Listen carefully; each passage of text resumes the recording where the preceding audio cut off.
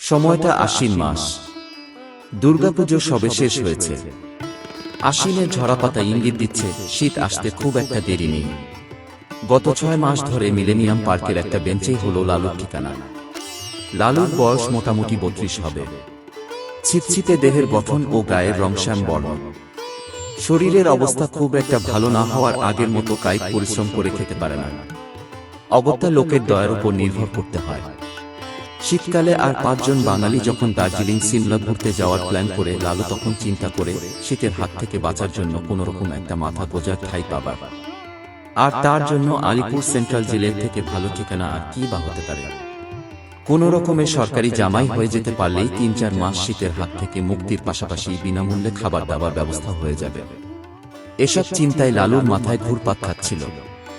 লালু দাঁড়িয়ে আছে একটা নামি দামি রেস্তোরাঁর বাইরে, যেখানে সাইনবোর্ড ইংরেজিতে লেখা দ্য বার্গ। লালু খবর নিয়েছে এখানে নাকি খুব সুস্বাদু খাবার পাওয়া যায়। লালু ভাবল এই রেস্টুরেন্টে যদি কোনো রকমে খাওয়া দাওয়া করা যায় এবং তারপর টাকা নেই বলে সারেন্ডার করে দেওয়া যায়, তাহলে 3 মাসের জেল তো পাক্কা। কিন্তু পরক্ষণে ভাবল তার কাছে তো ভালো পোশাক সেরকম নেই, তাহলে এখানে ঢুকবে কি করে। তারপর মনে পড়ল এই তো কয়েকদিন আগে পুজোর সময় একটা স্বেচ্ছাসেবী সংস্থার তরফ থেকে একটা নতুন জামা পেয়েছিল। সেটা পরে বেয়ারার নজর এড়িয়ে কোনো রকমের সামনের চেয়ার একটা দখল করতে পারলেই ব্যাস, আর চিন্তা নেই নিচের জীর্ণ প্যান্ট ও ছেঁড়া জুতো কারো নজরে পড়বে না, আর সে তার লক্ষ্য পূরণে সফল হবে। কিন্তু হলো ঠিক উল্টোটা। রেস্তোরাঁতে প্রবেশ করতে যাওয়ার সময় ম্যানেজারের নজর পড়ে যায় তার উপর। তারপর যা হবার তাই হলো। সিকিউরিটি গার্ড এসে লালুকে চেংদোলা করে বাইরে ফুটপাতে নামিয়ে দিল। এভাবে লালুর প্রথম প্রচেষ্টা ব্যর্থ হল। প্রথম প্রচেষ্টা ব্যর্থ হওয়ার 2 দিন পর লালু নিউ মার্কেটের কাছে ইতস্ততভাবে ঘোরাফেরার সময় একজন কর্তব্যরত পুলিশ কর্মীকে দেখে হঠাৎ করে তার মাথায় একটা প্ল্যান আসে। রাস্তার পাশে একটা পাথর তুলে সামনের একটা গহনার দোকানের কাছে ছুঁড়ে মারে। ঘটনাটা ঘটার কয়েক মুহূর্তের মধ্যেই চারিদিকে একটা হুলস্থুল রব ওঠে। সবাই আতঙ্কিত হয়ে এদিক ওদিক ছোটাছুটি শুরু করে।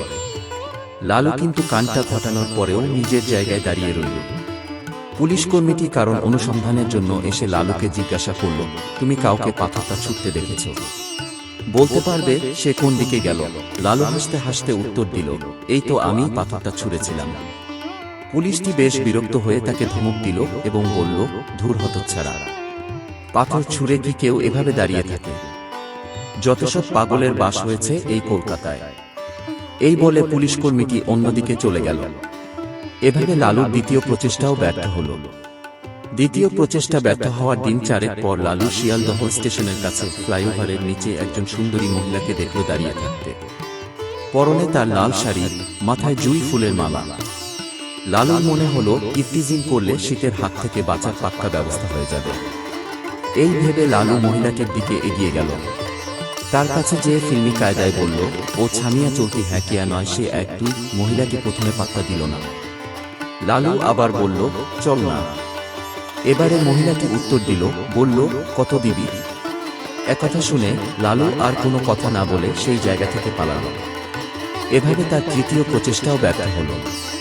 পরপর এতগুলো প্রচেষ্টা ব্যর্থ হওয়ায় লালু মনে একটু কষ্টই পেয়েছে। শীতটা কিভাবে কাটাবে এই চিন্তা করতে করতে লালু রাস্তা দিয়ে হাঁটছিল আর ভাবছিল, এই তো 1 বছর আগেই তার একটা পরিবার ছিল, মাথার উপরে ছাদ ছিল, সিমেন্ট ফ্যাক্টরিতে কুলির কাজ ছিল। পরিবার বলতে অবশ্য তার বিধবা মা ও সে। হঠাৎ তার মায়ের শরীরে বাসা বাঁধে মারণ রোগ, ক্যান্সার। মায়ের চিকিৎসায় কোনো ত্রুটি রাখেনি সে। চিকিৎসার জন্য ঘটি বাটি থেকে শুরু করে শেষ সম্বল আশ্রয়টুকুও বিক্রি করে দিয়েছে। এসব সত্ত্বেও শেষ রক্ষা হয়নি, বাঁচাতে পারেনি মাকে। মায়ের চিকিৎসা করাতে গিয়ে নিজের প্রতি অবহেলার ফলে ভেঙে পড়েছে তার নিজের শরীরও। ফলে সিমেন্ট ফ্যাক্টরির কাজটাও হারিয়েছে। আজ সে সর্বহারা। তাই গত 6 মাস ধরে এক প্রকার বাধ্য হয়ে মিলেনিয়াম পার্কের বেঞ্চে রাত্রি যাপনের ব্যবস্থা করেছে। দিনের বেলায় শহরের বিভিন্ন জায়গায় ঘুরে বেড়ায়, কপালে যা জোটে তাই খায়। কিন্তু এভাবে আর কতদিন? লালু মনস্থির করল আবার নতুন করে শুরু করবে বলে কোথাও না কোথাও একটা কাজ ঠিক জুটিয়ে নেবে সে। এমন সময় তার কাঁধে একজন হাত রাখল। মুখ ফিরে লালু দেখল একজন পুলিশ কর্মী, হাতে তার একটা হাতকড়া ঝুলছে। বলল, চলো বাবা, অলংকার দোকানে পাথর ছোড়ার অপরাধে কয়েকদিন মামা বাড়িতে কাটাবে।